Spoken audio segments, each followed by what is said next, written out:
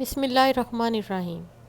ہمارے معاشرے کا مرد جب کسی بھی میدان میں عورت کا مقابلہ نہیں کر پاتا تو وہ اس کے کردار پر انگلی اٹھا کر اسے توڑ دینا چاہتا ہے، اور عورت صفائی دینے سے بہتر ہار مان لینا محسوس کرتی ہے، اور مرد یہ سب کچھ کرنے کے بعد بھی خود کو مرد کہتا ہے۔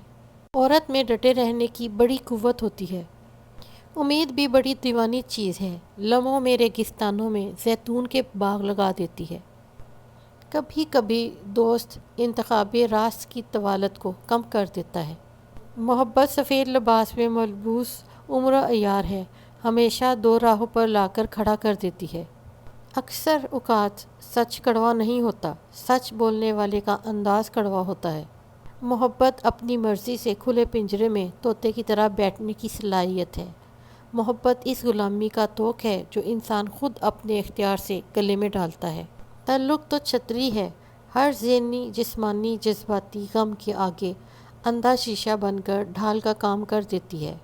محبت پانے والا کبھی اس بات پر مطمئن نہیں ہو جاتا کسی ایک دن کے لیے مکمل طور پر ایک شخص کی محبت حاصل ہوئی ہو۔ محبت تو ہر دن کے ساتھ آدھا چاہتی ہے۔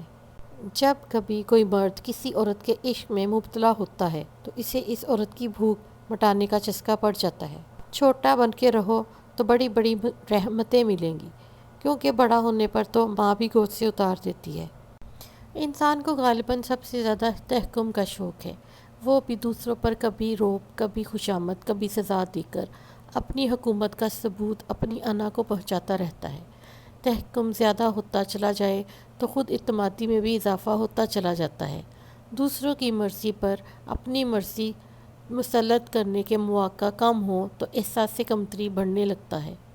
معزز ترین آدمی کی پہچان یہ ہے کہ اس کے دل میں ایک کے لیے محبت ہوتی ہے، اور وہ بھی آسمان سے کسی دوسرے کے ساتھ دشمنی پر آمادہ نہیں ہوتا۔ وہ چاند کی پیالی کی طرح ہوتا ہے، اگر اسے موڑنا چاہیں تو آسانی سے مڑ جائے، اور اگر اسے توڑنا چاہیں تو آسانی سے نہیں ٹوٹے گا۔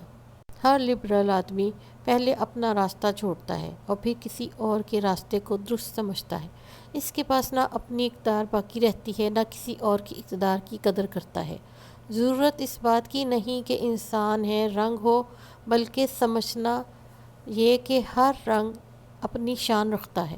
قید اس وقت شروع نہیں ہوتی جب سپاہی اپنے ہتھیار اتار کر دشمن سے سمجھوتا کر لیتا ہے، بلکہ بے یقینی کا وہ مرحلہ اسے قیدی بناتا ہے جب پہلی بار اسے اپنے زور بازو پر یقین نہیں رہتا اور دشمن کی قوت کا اندازہ لگا کر اسے بھڑکتا ہے۔